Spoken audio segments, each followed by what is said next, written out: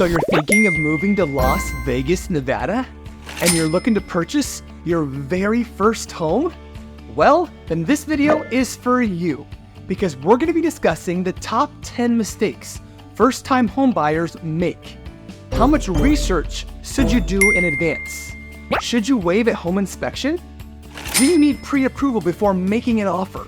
These are just a few of the topics we're going to cover, and we're going to get after it right now.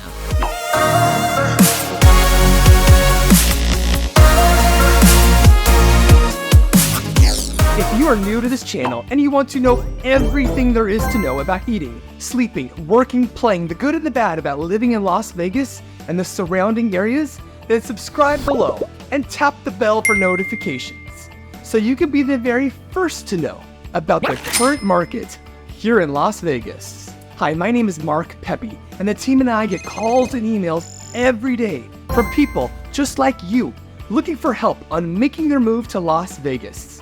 We are passionate about removing the stress of relocating to a completely new city and state. As a real estate professional here, it doesn't matter whether you are moving in 9 days or 90 days. Give us a call, shoot us a text, send us an email, and we'll be more than happy to help you make a smooth move to Las Vegas. So here we are talking about the top common mistakes first-time homebuyers tend to make quite frequently.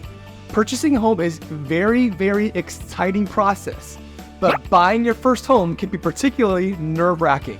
For many first-time homebuyers, purchasing a home fulfills a lifelong dream. But this dream can't be achieved without traveling down a road filled with potential potholes that may be difficult for first-timers to see. While many mistakes aren't a huge deal, some can be disastrous and lead to unwanted process delays and financial issues down the road. So let's jump into our first mistake, which is not starting the approval process early. The home buying process tends to be exciting, so I can definitely understand the urge to jump in without much forethought. But shopping for a home before obtaining initial approval, also called pre-approval, can be a big mistake. Taking the time to apply for approval upfront is beneficial to homebuyers in several ways. For starters, getting approved is the simplest and most accurate way to determine how much house you can actually afford. You may think you have a handle on all the costs associated with owning a home, but this isn't the time to risk human error. By getting your initial approval through a qualified mortgage lender, buyers have a realistic price range to stay within, so they don't set their sights too high or take on more than they can handle. You may see some lenders use other terms like pre-qualified or pre-approval. Pre-qualification often provides a preliminary estimate of what you can afford, but it doesn't give you the financial backing that home sellers might be interested in seeing. By verifying some of your financial information, lenders can also offer pre-approval. This is initial approval of you and your finances. It isn't a final approval by any stretch of imagination that promises you a mortgage, but it can help you make a strong offer to sellers. Number 2 is talking to only one lender. Getting a mortgage quote from a lender may seem time-consuming, as it typically involves speaking with a professional to discuss and provide financial documentation. In this instance, relying on the first quote you may get may be time efficient, but it's not cost efficient. Another lender could offer you a deal that will save you or could potentially save you thousands over the lifetime of the loan.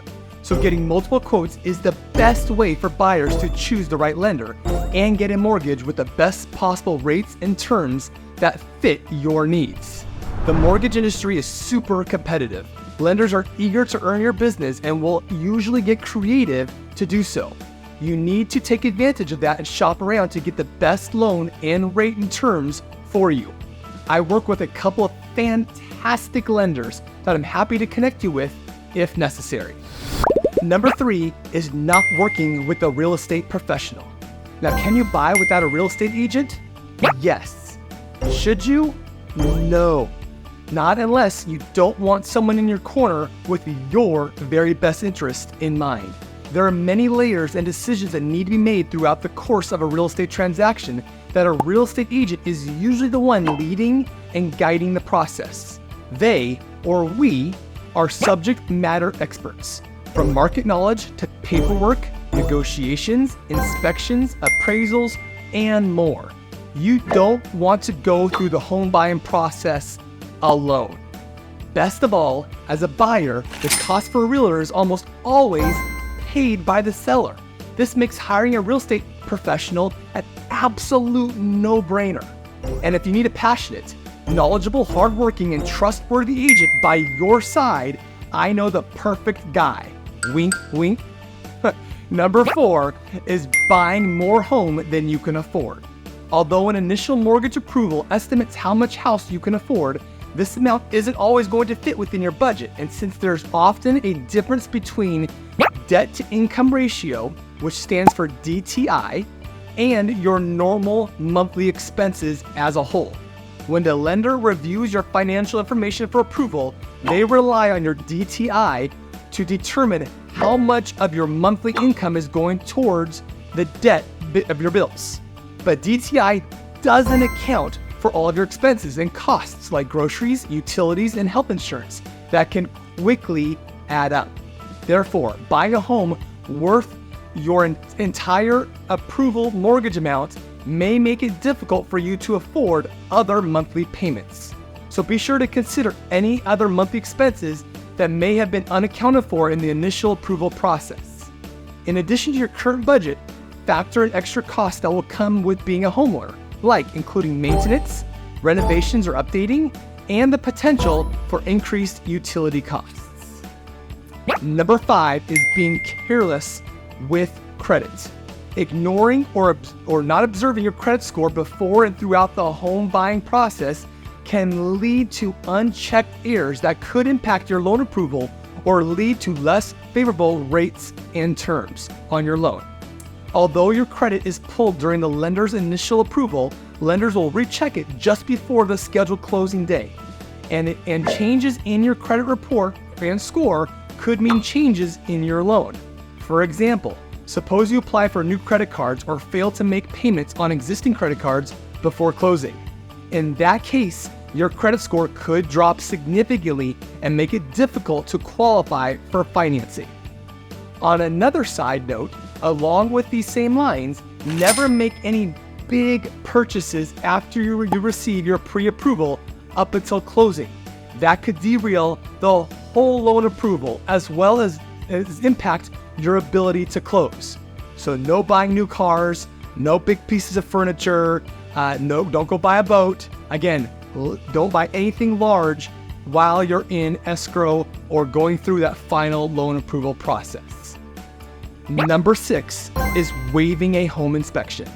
Yes, I know in a competitive seller's market, buyers have been known to waive the inspection in order to increase the appeal of their offer. However, as a first-time home buyer, or even if it's your 10th home that you're purchasing, getting a home inspection is critical to avoiding future problems with the house. The safety net a home inspection provides shouldn't be undervalued. Home inspections protect home buyers and lenders in case of serious issues with the home structure or core systems. After the home inspection, you'll receive a report with any identified or potential issues in the home, and you could use that to renegotiate the price of the home or negotiate the repairs themselves. This will again protect you in the process. Number 7 is not saving up enough money. So how much money should you have saved? There's a number of expenses to save for when you're buying a house for the very first time, including the down payment. This is the part of the home's purchase price that you pay up front. In the past, it has been the gold standard to put down 20% of the purchase price in a down payment, but doing so is much less common today. Some loans, such as VA loans, require as little as 0% down. Every loan program has different requirements as it relates to the down payment. Next thing you need to worry about cost-wise is closing costs. These costs may include appraisal fees, title fees, lender fees, application fees, loan origination fees, property taxes, mortgage insurance, and more. In general, you could expect to pay about 3 to 6% of the purchase price of the home in closing costs, on top of what you've already paid for in the down payment. Next is homeowners insurance. This insurance covers damage to your house and the assets inside of it, and it typically is required by your mortgage lender. Next is property taxes. In Clark County, where the Las Vegas Valley is located, it is 0.64% of the home purchase price, which is below the national average.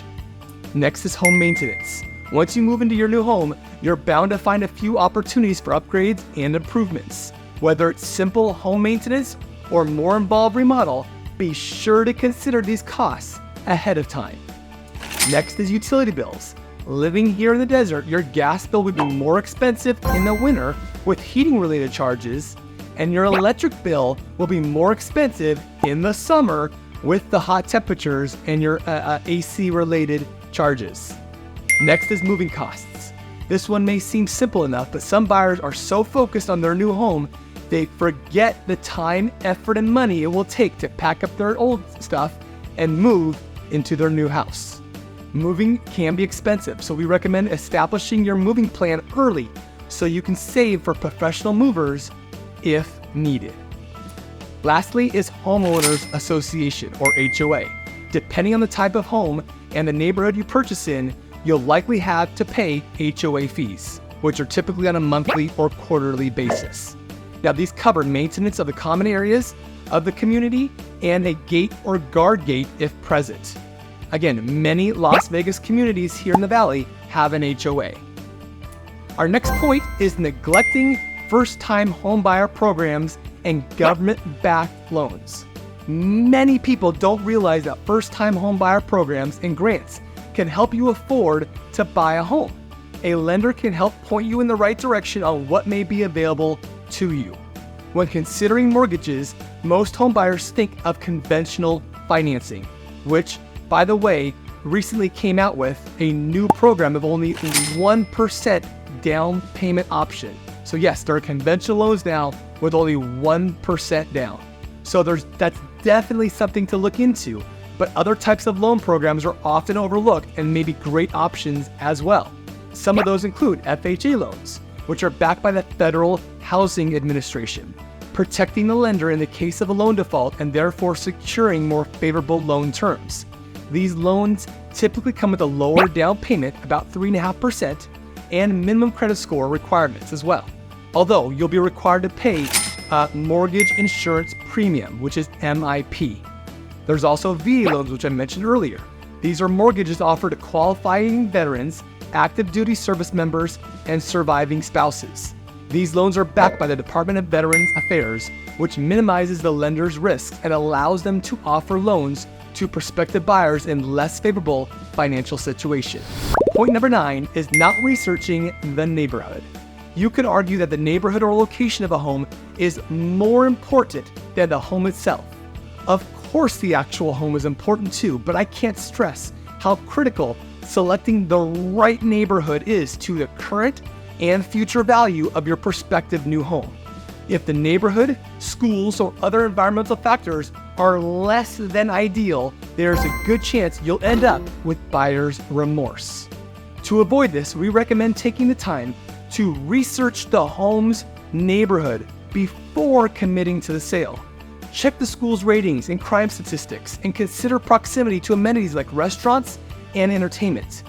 Being well versed with many of the Las Vegas Valley communities, I am happy to help you match the right neighborhood to your needs and wants. Use me as your resource. Again, it won't cost you a penny. Now, our last point, and one that is sometimes easily moved aside, forgotten about, is making emotional decisions. When you walk through your potential dream home, it is so easy to get caught up in the excitement. Around every corner is a new memory to be made, and you may already be envisioning your kids playing in the yard or splashing in the tub. But while buying a home is certainly an emotional milestone, it's also a personal finance one. With any financial investment, it's important to make decisions based on fact and not emotion. Emotional decisions could lead to overpaying for a home and stretching yourself beyond your financial means. Remember, this isn't just a house. It's likely the largest investment you will make in your lifetime. Well, this gives you a good overview on the 10 common first-time home buyer mistakes. Buying a home without a doubt can be exciting, but also stressful. With so many steps involved, it's easy to get a little lost along the way. But when you're making one of the biggest financial investments of your life, small mistakes can add up quickly. Thankfully, you can end the cycle of first-time home buyer mistakes by learning from others before you, along with having a trusted real estate professional by your side. I hope you enjoyed this video and found it informative. My goal is always to be that single resource of information for you while considering relocating. So please like and share this video. Please subscribe below and comment if you have any questions or found this video helpful. Also, be sure to check out our other videos on Las Vegas and the surrounding areas so you can continue to get a realistic sense of what it would feel like to live here in the Las Vegas Valley. So whether you are moving in 9 days or 90 days, give us a call, shoot us a text, send us an email, or even book a Zoom appointment here in the description below. We can't wait to help you make a smooth and stress-free move to Las Vegas. So until next time, we hope to show you around town very, very soon.